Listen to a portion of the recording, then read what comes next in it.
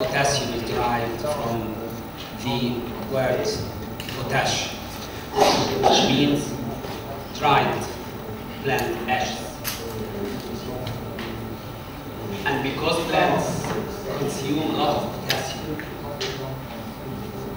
an essential part of fertilizers is potassium-containing fertilizer.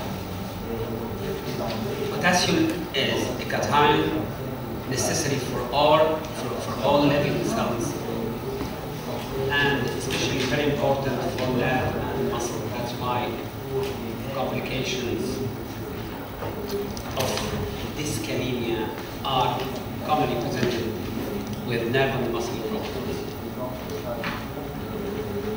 Potassium is very important for maintaining resting membrane potential, acid-base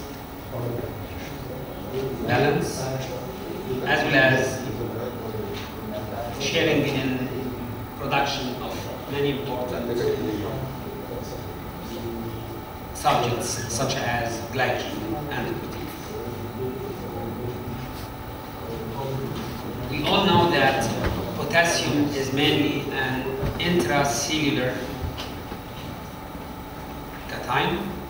So it is the main intracellular cation, in contrast to sodium, which is the main extracellular cation.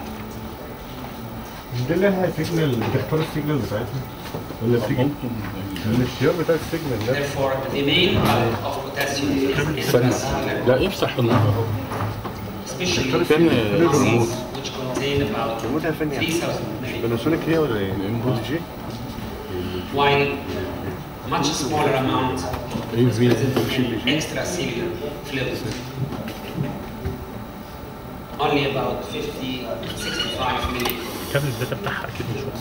لا لسه انا We usually consume about 100 milligrams per day. ده مش بتاعها. And most of them are excreted via the kidney. That's why hyperkalemia is very common in CKD patients. And there is a balance between intracellular content of potassium and extracellular compartment subjected for excretion. So influx and influx will happen if there is hypo or hyperkalemia. Now, we have either hyper or hypokalemia. So we have dyskalemia. Both, although they are contrary to each other, but both are related to each other. So I will discuss them together.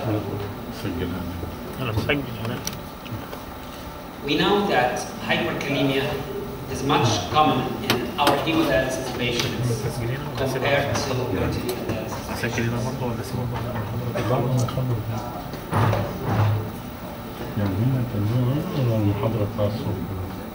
Both hypo and hyperkalemia are common cause of death in hemodialysis patients.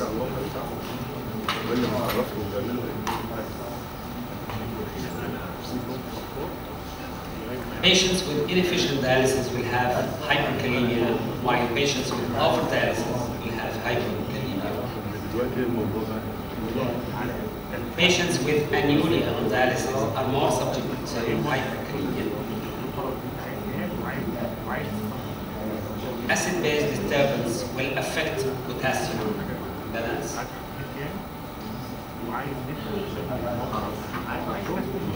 Food are essential element for dyskalemia. Fruits in general contain big amount of potassium. However, some fruits contain more potassium than other fruits. Of course, it is difficult for the nephrologist to know everything about that. ideally left for the digestion. However, at least we now some general rules. For example, we will tell our dialysis patients with hyperkalemia, please avoid banana and receive apple instead.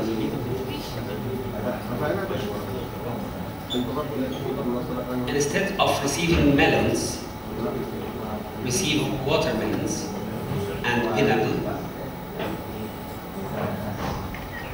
Fresh grapes are much better than raisins.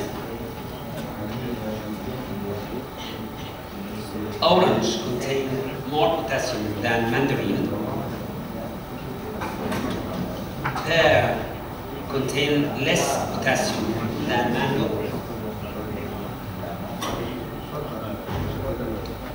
Fruit juices in general contain more potassium because making a juice will consume more and more fruit parts.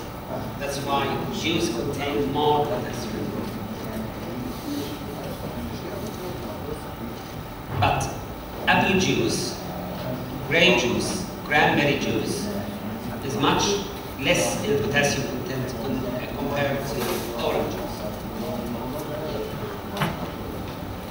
Also, vegetables contain high potassium content. Again, we cannot know everything, but at least we can tell our patients with hyperkalemia.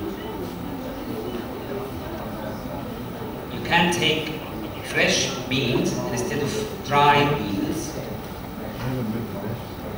peas instead of potatoes, spinach, and lentils.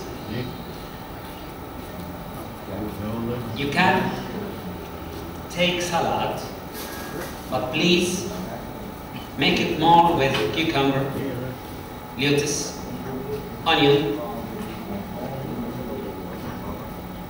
garlic, instead of tomato and carrots.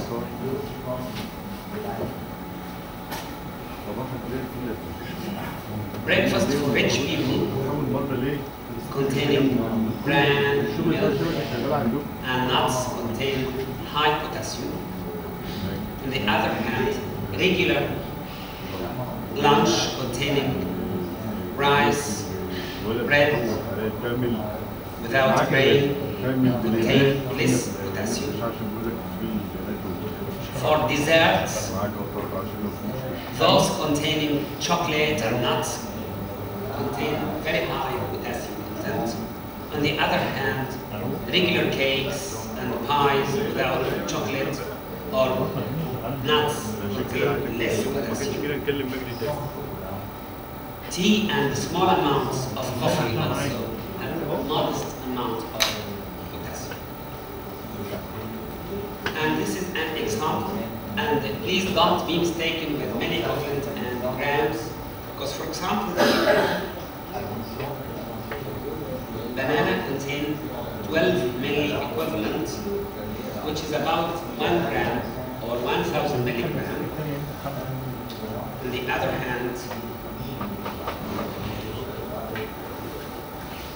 an orange, for example, contains 250 milligrams. So, according to this schedule, 4 oranges are equal to 1 milligram. So, this is very important. It's not only important to know which foods contain high potassium and which foods contain low potassium, but more importantly, the serving amount. Because if mandarin contains less potassium, I will take 1 kilogram of mandarin, then I will take a very big amount of potassium. So serving amount is very important. طيب على فكره الجهاز اللي عندك شغال وهم مكلمينه امبارح وفاهمين. امال هو مش عايز يشتغل. What about لو هو مش عايز what do you think about relation of glucose to العيب في طارق ولا العيب في الجهاز؟ هاتهولي. Well, hyperglycemia might cause either hyper or hypokalemia.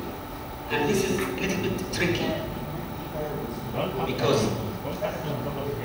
if you give me IV glucose and I have normal insulin, or you gave me insulin, then glucose will enter to the cell and then hypokalemia will happen. That's why glucose alone or associated with glucose insulin is one of the treatment of hyperkalemia. But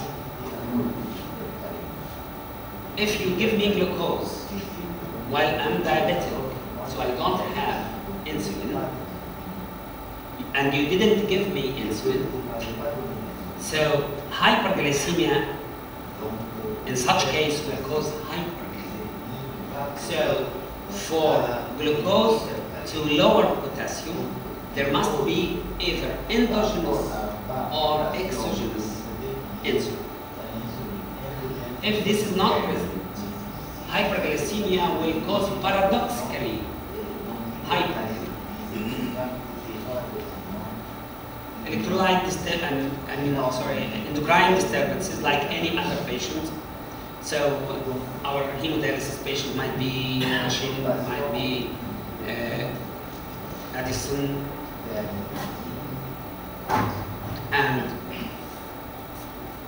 immediately post hemodialysis there is low potassium, but be aware that there is a rebound phenomenon which occurs 1 to 2 hours after dialysis, and potassium might come high again after dialysis.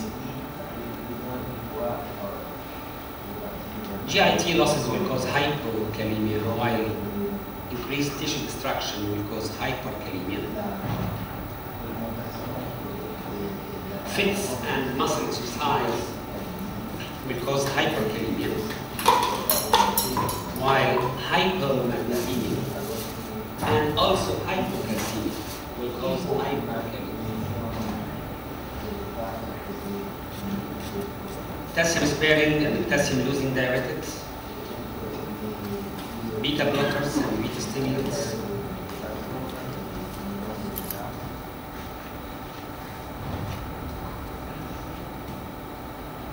some drugs which cause hyperkalemia, ACE inhibitor, non-steroidals, calcineurin inhibitor,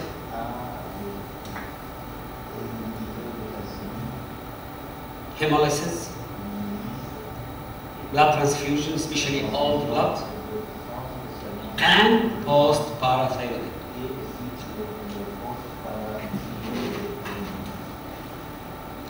And take care of what's called fake dyskalemia. So we might have pseudo hyper or hypokalemia.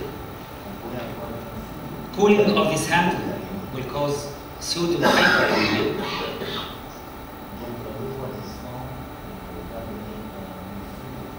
While warming of the sample will cause pseudo hypokalemia. A very important issue often missed by nephrologists when they revise patients in oncology departments is that very high white blood cells or platelets will cause pseudo hyperkalemia. So when you are seeing a patient with leukocytic count of 60,000 or so, don't panic if potassium is 6.2.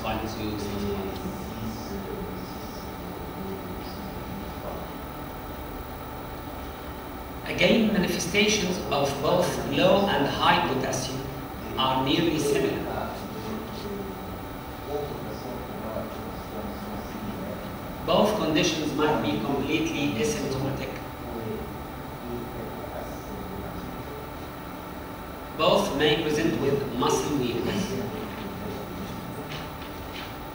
paralysis, and this is more evident in hypokalemia,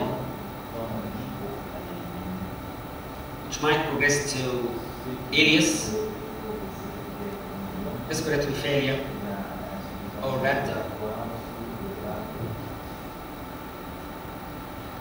An important issue for hemodialysis patients, they might present with parathesia.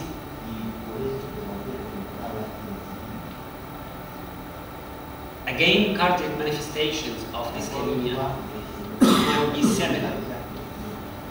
Both conditions might present with palpitation, arrhythmias,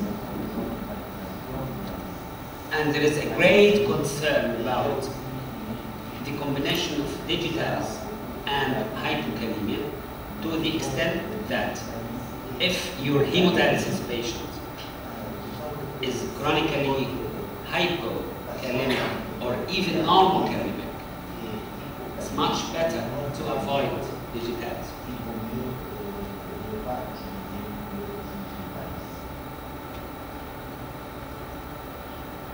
ECG might be one of the discriminating points, both hypo and hyperkalemia, because ECG presentation is different in both conditions.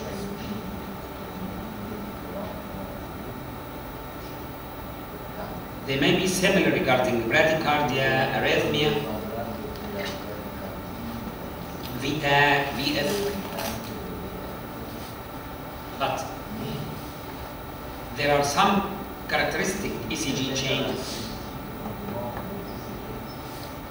So in hyperkalemia, T wave will start to peak, and then there will be loss of P wave,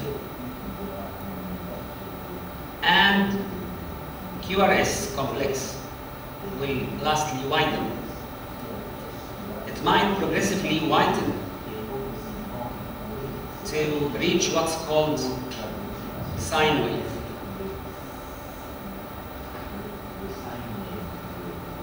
T wave changes are non-specific. If it is present alone, it is non-specific. It is more in acute hyperkalemia, but a little bit less common in hemodialysis patients, except if potassium is higher than 6. Unfortunately, there is no clear relation between ECG and potassium level. So you might find normal ECG and potassium 7. On the other hand, you might find serious ECG changes with potassium 5.8 or so. For hypokalemia, there will be almost the reverse. So there will be flattening of T wave, and instead of prolongation of PR interval, there will be shortening of PR interval, and U wave after T wave might appear.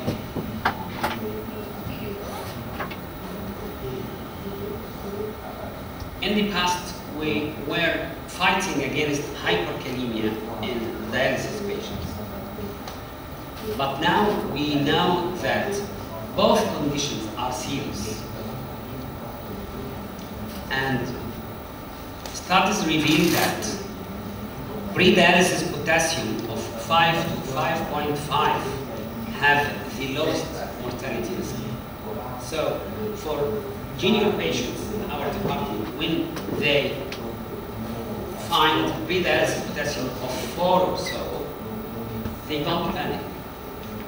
They only panic if they find potassium with 7 or 6.8, but for potassium 3.8, they don't care. But this is also very important. So mortality on dialysis increases if pre-dialysis potassium is more than 6.5 or less than.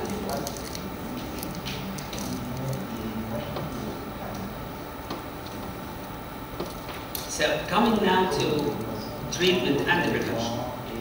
And I have started with treatment first.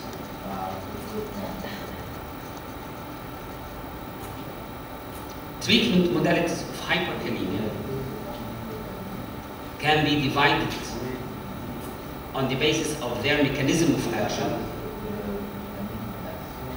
into those which just shift potassium inside the cells. And this is not true treatment.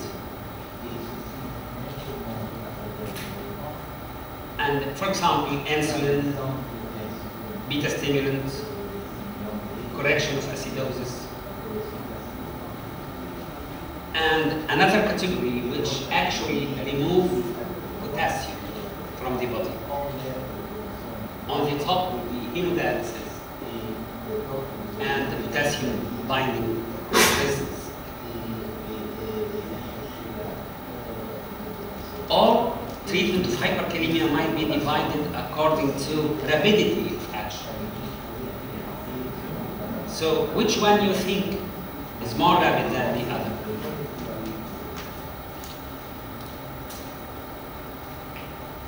Most of the drugs which shift potassium cells work faster. So insulin, beta stimulants have rapid onset of action.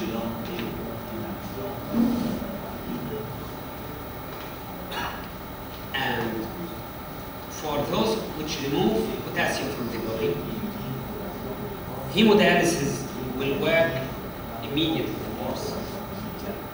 But resins will take time to work. If I'm confronted with a case with hyperkalemia, first I will ask myself, is it true or false hyperkalemia? Second, I will ask myself, is it severe, or mild, or moderate? Hemodialysis patients do a little bit different than regular patients. So I think it is rational to classify hyperkalemia in hemodialysis like mild hyperkalemia, which is from 5.5 to 6. And for hemodialysis patients, regular hemodialysis patients, they usually tolerate this mild form of hyperkalemia. If I'm confronted with a patient with 5.7 and he is on regular hemodialysis at night, so I might wait till tomorrow, no problem, for regular dialysis in the morning. So mild hyperkalemia is well tolerated in hemodialysis patients. Moderate hyperkalemia 6 to 7, and severe hyperkalemia. For severe hyperkalemia, this not only means high potassium level, but also, and more importantly, means that there is symptom or ECG changes.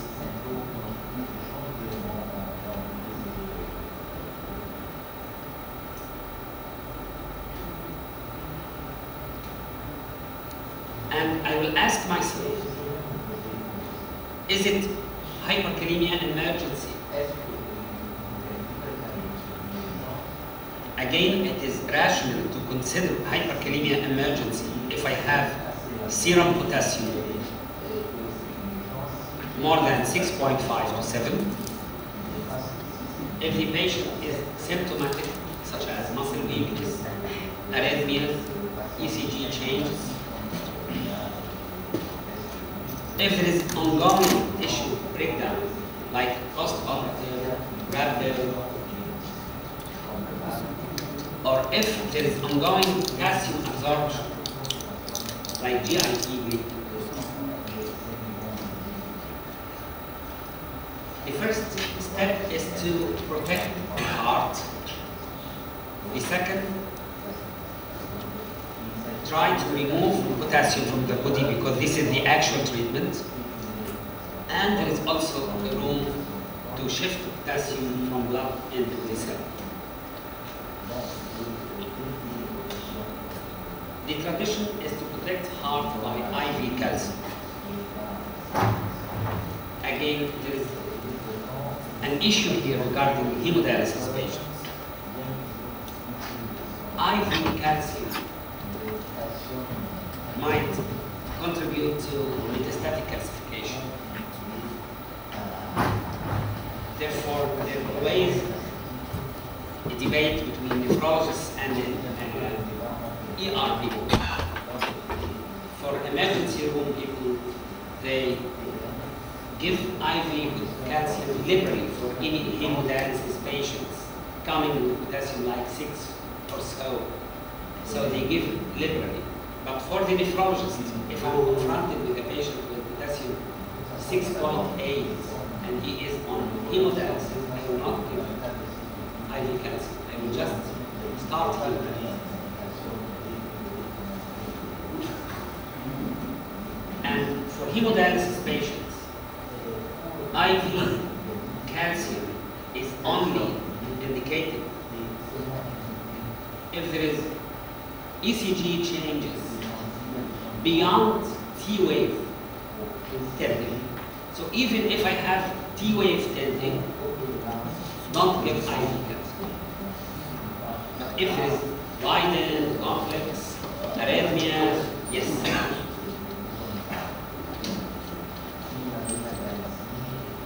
The most straightforward and rational treatment for hyperkalemia in hemodialysis patients is to start a session. And I saw some different practices in civilized countries like UK. They postpone this hemodialysis because of facilities. Meanwhile, it is like that. You have to dialyze the patient as soon as he is hyperkalemic and he is on regular hemodialysis.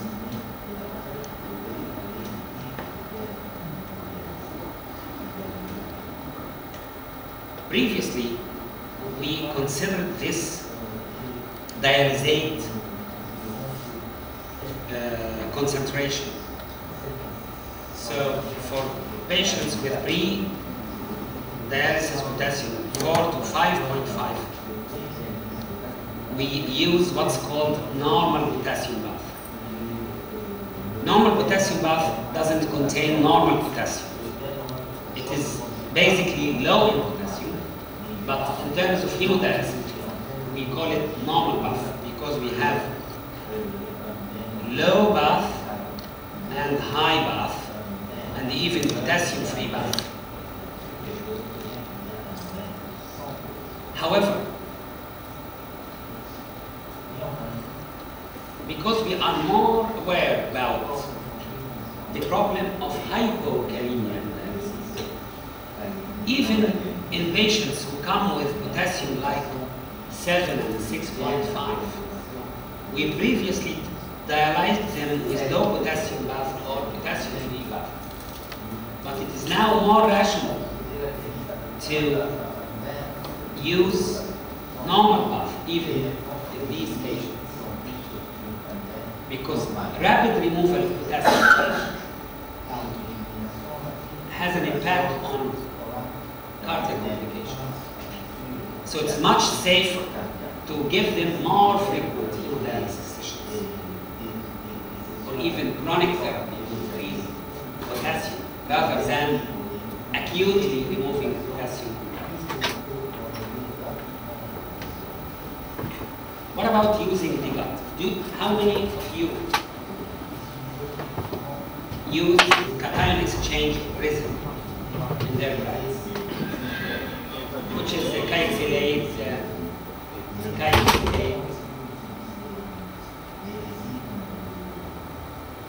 So only 2. This powder to have hyperkalemia treatment. How many of you use it? Okay. So we have 2 traditional types, which is calcium containing and sodium containing resins. Oral forms are more effective than rectal forms because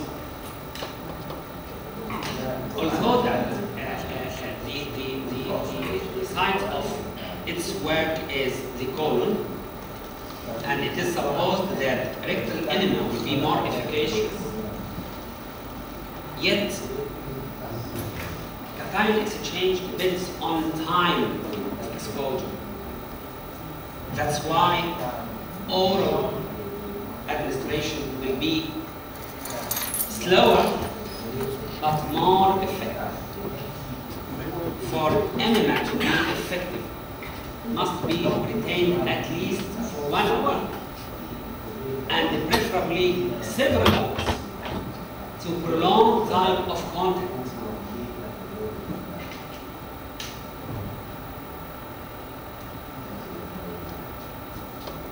So each gram of calcium or sodium resonium will remove about 1 millimole of potassium. Sorry about this liter. It's only 1 millimole.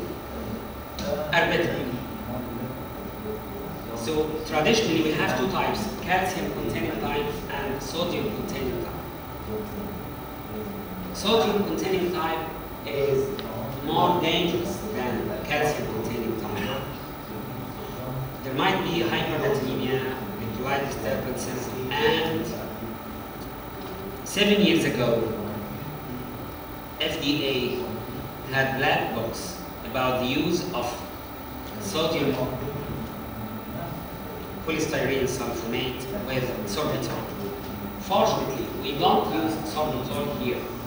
We use kayxylate like powder and just dissolve it in water. But in many places in which the pharmacy have a big role in treatment and in medication formulation, they used to put it in sorbitol for better work and better taste, and this will much increase GIT complications. That's why FDA, although sodium polystyrene sulfonate was the first to be approved by FDA decades ago, yet there is a black box now about its use with sorbitol. So it is still expensive in our country, but it is vanishing all over the world. Many complications, including fecal infection, intestinal necrosis, must not be used with sorbitol, must not be used after abdominal surgery.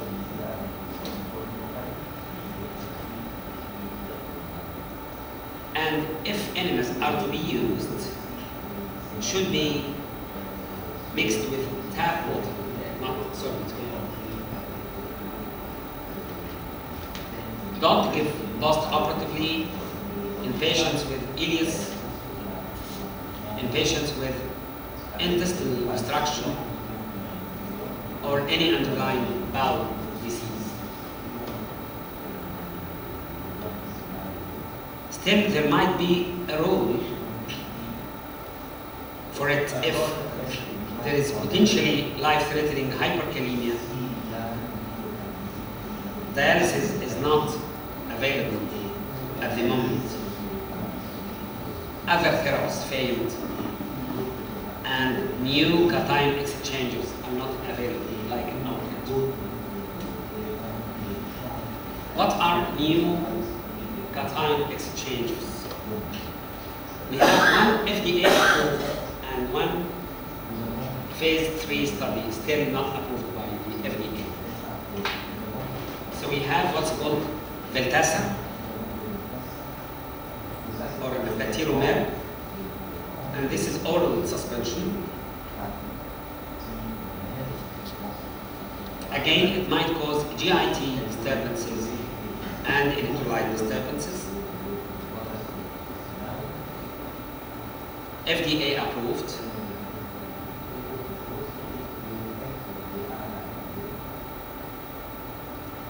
Most of the studies on Veltassa included chronic use of Veltassa, like 1 month or so.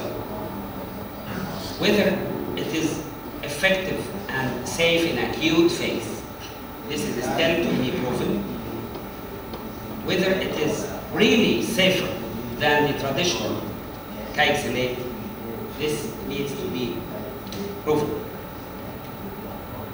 The second new drug, which is still for FDA approval, is zirconium.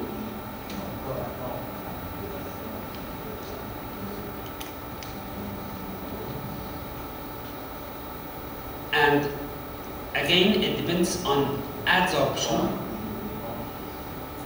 and it removes a number of electrolytes. That's why electrolyte disturbance is possible, but it removes potassium much more efficacious than magnesium potassium.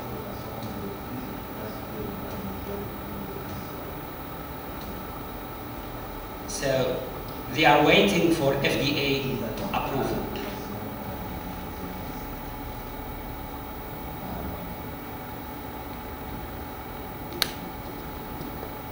Can we give loop diuretic for hemodialysis patients with hyperkalemia? Again, this is a common practice in emergency team who give IV diuretic for anuric patients. So it's almost non-helpful, except if the patient has residual volume and he is clearly indicated to have diuretic. What about shift of potassium from blood? As I have just mentioned, glucose insulin works rapidly, nebulized beta stimulant, and there is a point here that although beta stimulant is effective in regular patients, yet its efficacy in hemodialysis patients is much lower. About half of dialysis patients will not respond to inhaled beta stimulant.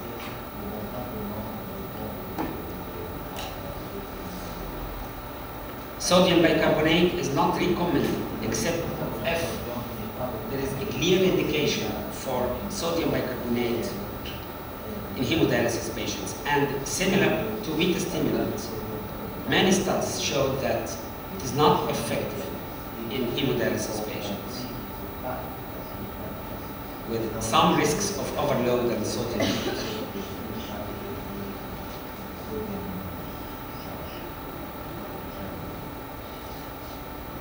For hypokalemia,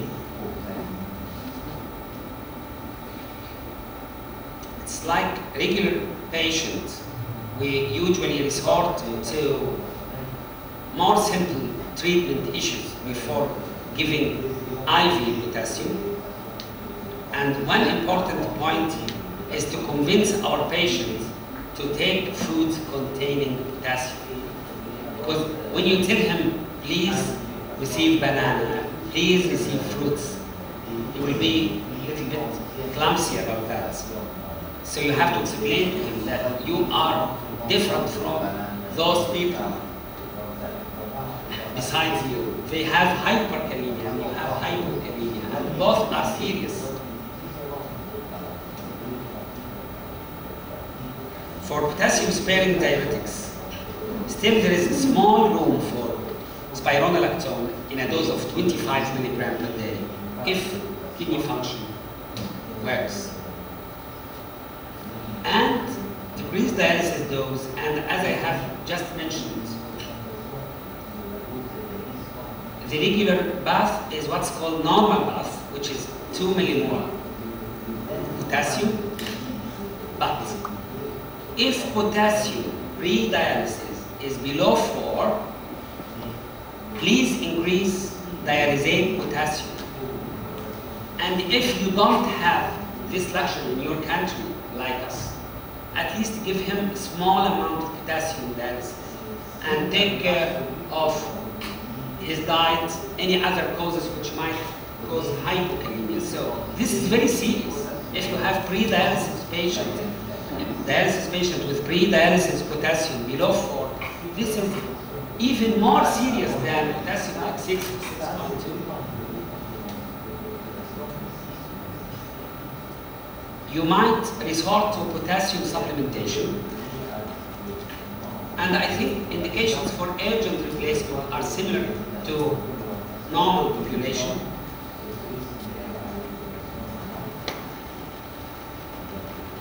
And a very important trick here, in sodium deficit, it is very clear because sodium is extracellular, so you can anticipate the deficit of sodium. But in potassium, because it is mainly intracellular, so even very small decrease of serum potassium means very big deficit. So potassium less than 3 means that deficit is more than 300 milli. IV potassium is usually not indicated for people who don't have luxury of high potassium bath.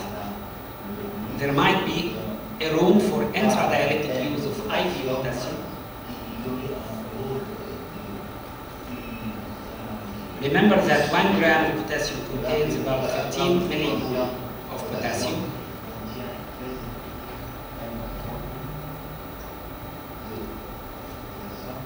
$50 millimole of oral potassium increases potassium by about 1 millimole per liter. Tablets usually contain a small amount of potassium.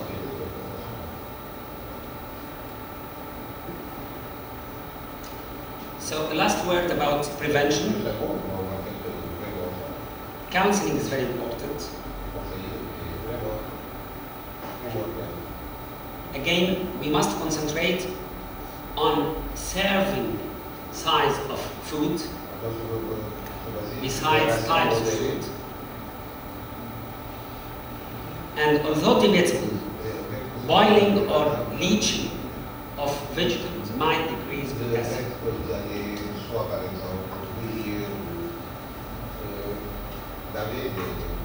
Fasting will increase potassium. And again, the usual level for potassium dialysate is 2 millimole per liter. And again, the use of low potassium bath to treat chronic hyperkalemia is not very suitable nowadays. So, do more frequent dialysis much better than acutely decrease potassium on dialysis. Can we use cation exchangeism on a chronic use? Now there is a paradigm shift with the new cation exchanges like Viltassa. So they are taking over compared to the old cation exchanges. So it's much safer to give them on a chronic basis rather than give either calcium or sodium polystyrene. And just, I mean, for fun, liquids also might be an alternative to treat hyperkalemia in dialysis patients, in Kidney International about 7 years ago. So this kalemia is not uncommon in hemodialysis patients. Potassium disorders could be associated with serious complications and increased mortality. Treatment of potassium disorders in hemodialysis patients differ in some aspects compared to other patients. Thank you very much.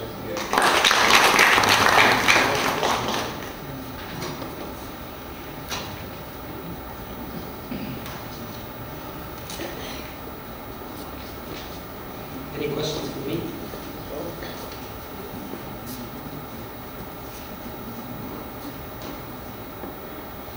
No questions? So, two possibilities.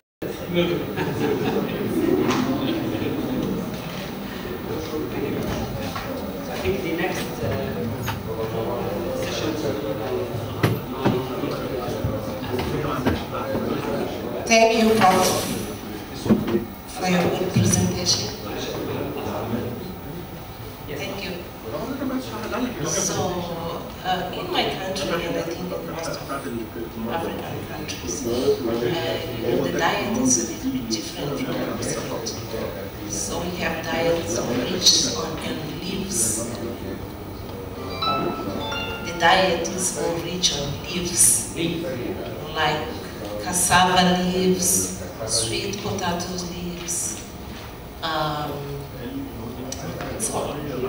so it's completely different. And we don't know what is the amount of potassium in those leaves. So what we used to do in my hospital, we used to tell the patients to boil first all the leaves because we don't know. Just try to reduce the levels of potassium. I don't know what is the experience with other colleagues. And we still have hyperkalemia in our patients, even that. Our patients, please boil everything that could be boiled. Although there is a debate about it, but we, dogmatically do that. All of our patients, please boil all vegetables that can be boiled. So we used to tell them, I completely agree. To boil and discard the water, the boiling water, and discard the boiling water, and then they can cook the way they want to. So I don't know what is the experience with the other. How many of you advise their patients to boil vegetables? How many? Is it, you are not interested in making like that? Or you really don't tell the patient this advice? How many of you advise patients to boil vegetables before taking? Yeah, I think at least half of them agree with this. Okay, thank you very much. Dr. Mohammed.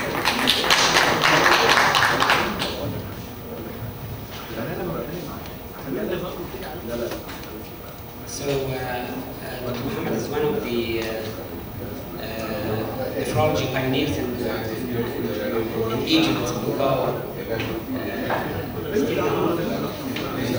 And he will talk about, he has a special capacity in learning teaching. He